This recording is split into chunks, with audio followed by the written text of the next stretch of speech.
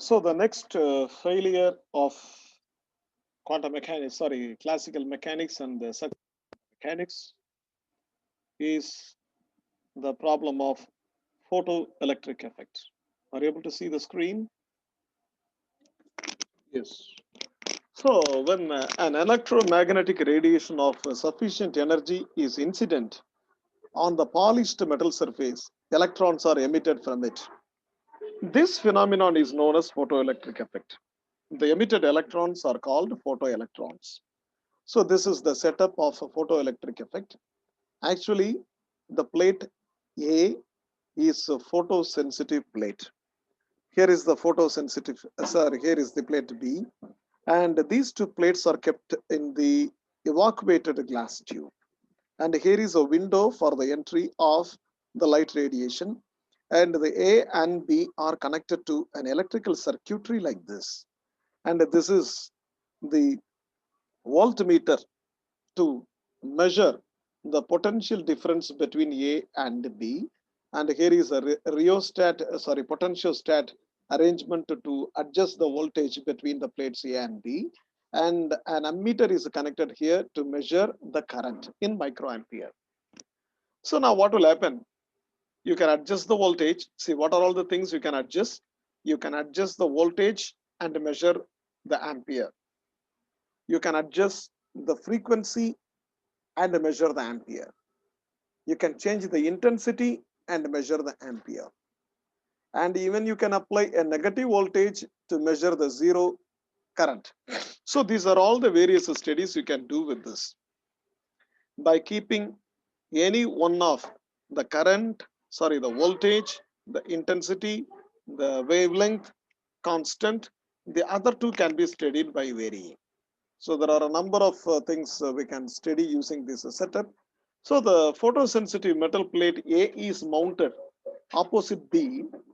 Potential difference is applied between A and B in such a way A is a negative and B is a positive. Why we are supplying a negative current voltage here? So that the negative will repel electron and the electron will be ready to go to the plate B. So photocurrent is measured in microampere using an ammeter. The potential difference is measured in terms of volt. The polarity is reversed to reduce the photoelectric current to measure the voltage at which the current stops. Sometimes what will happen? You want to stop the current so that the voltage can be reversed, and then you can measure what is the negative voltage to be applied to stop the electric current. Now, the following studies can be done. Number one, the photoelectric current depends upon the frequency of the incident radiation.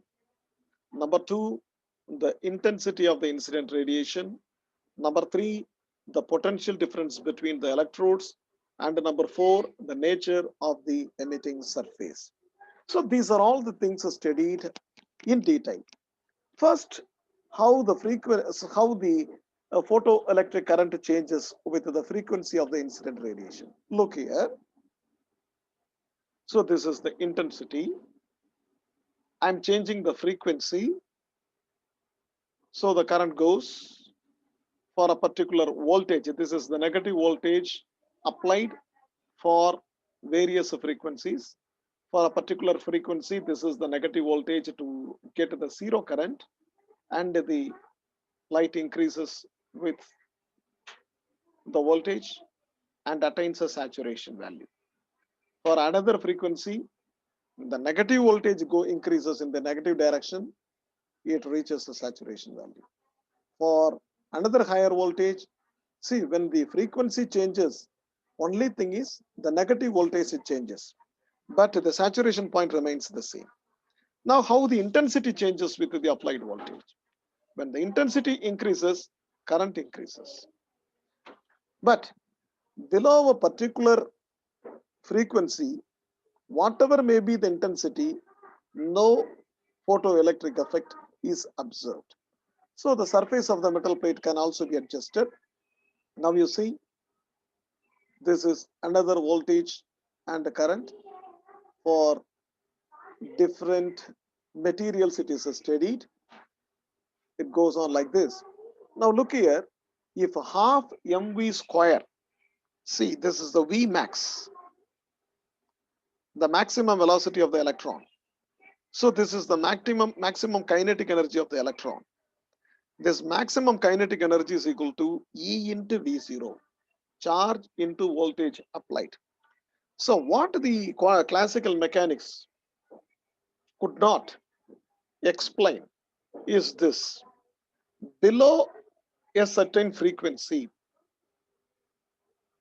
photoelectric current is not observed, irrespective of the intensity of the radiation.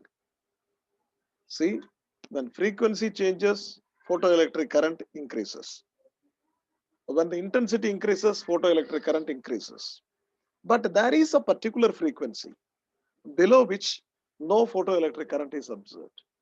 That particular frequency is called threshold frequency. That is, that particular frequency of radiation is containing energy which is sufficient to make the electron just to escape from the surface.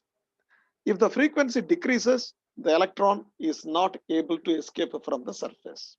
So that is the minimum frequency required to just move the electron, which is called a threshold frequency. So that minimum frequency, why there is such a minimum frequency, that was not explained by the classical mechanics. So classical mechanics is simply a collision theory, something like a collision. So the light photon is coming, it collides with the electron, and the electron is ejected. That means what? Whatever may be the frequency, the photoelectric current increases with the frequency. So when the frequency decreases, photoelectric current will also decrease. But it is not speaking about that minimum frequency above which, below which the photoelectric current is not observed. But the Einstein, he used the assumption of the Planck, that is the Planck's quantization of radiation. So photoelectric current is a two-body collision according to Einstein. So look here, that is why this diagram is drawn. The photon, light photon. You try to understand the difference between photon and quanta. Photon is a single light particle. A collection of particles together is called a quanta. A quantum comes, it hits the electron, and the electron is coming out with a kinetic energy half mv square. If this quanta is small, then which will not be having sufficient energy to push the electron out. That particular quanta, which has the energy which is just enough to make the electron move, is with the threshold frequency. Now look here, the electron is already bound on the surface of the metal. Electron is naturally bound, but the energy supplied by the quantum has to be more than the binding energy. That is what is called the metal work function. So what is equated here, h nu, the energy of the radiation, is equal to the binding energy plus the energy with which the electron comes out.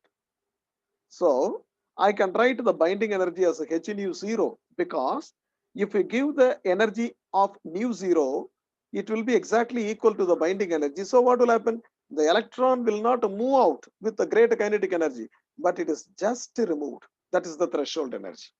So Einstein, he gave this equation, h nu is equal to h nu 0 plus half mv square.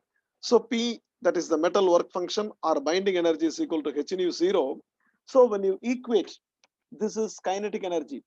Already we have stated kinetic energy is equal to voltage into charge.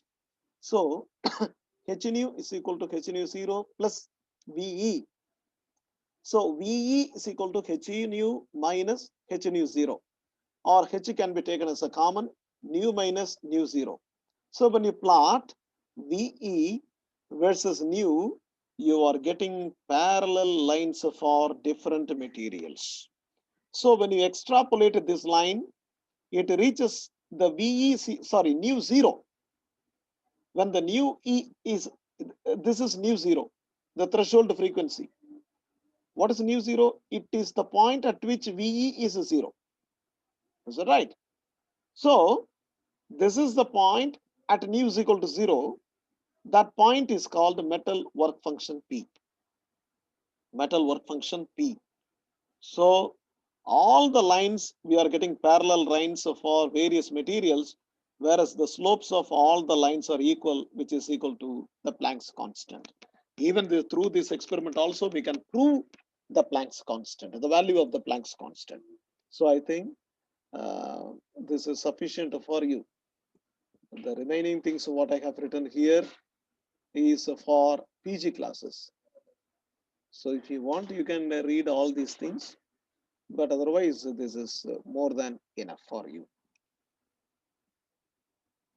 Any doubt you have?